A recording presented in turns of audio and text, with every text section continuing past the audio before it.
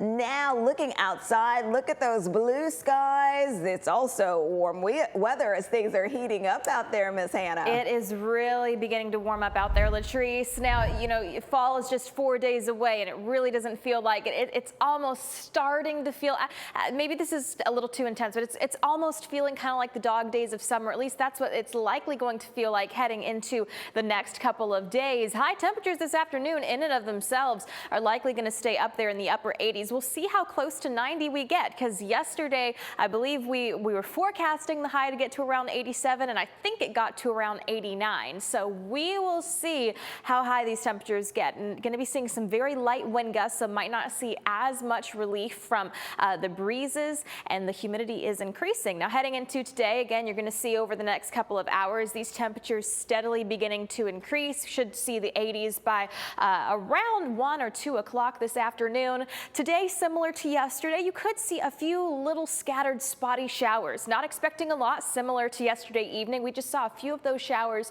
in some of those areas working their way through. And when we take a look at the futurecast isn't even showing anything. But when we tend to see the heat and humidity, sometimes these models don't pick that up. So I do think while the futurecast is not showing a whole lot going on, you still could see a few of those isolated storms popping up here and there, similar to what you saw yesterday. And yesterday really wasn't all that bad, but some could see some downpours, maybe some lightning, and hear a little bit of that thunder. Heading into your Friday, though, I'm expecting it to stay mostly dry. It's going to be a great start to the Friday morning football, the Friday night football, as the team is going to be going out there for our game of the week. Likely great conditions. A few little scattered showers could be possible, but overall, I think it's going to be great conditions. The potential rainfall heading into the weekend, not looking impressive whatsoever.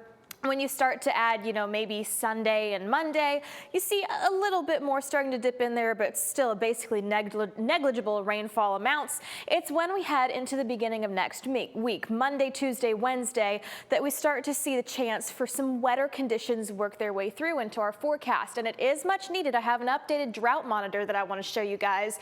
But heading into the next 7 days, you notice that those rainfall chances begin to accumulate a little bit more, as is the humidity. That humidity is going to begin building. This is just a look. So heading into the weekend, overall, these drier conditions, a few little bouts of that, you know, dark green. The darker the green, the heavier the humidity. Watch as we head closer to the beginning of next week. There's Sunday, moving into, you know, your Monday, Tuesday, overall okay.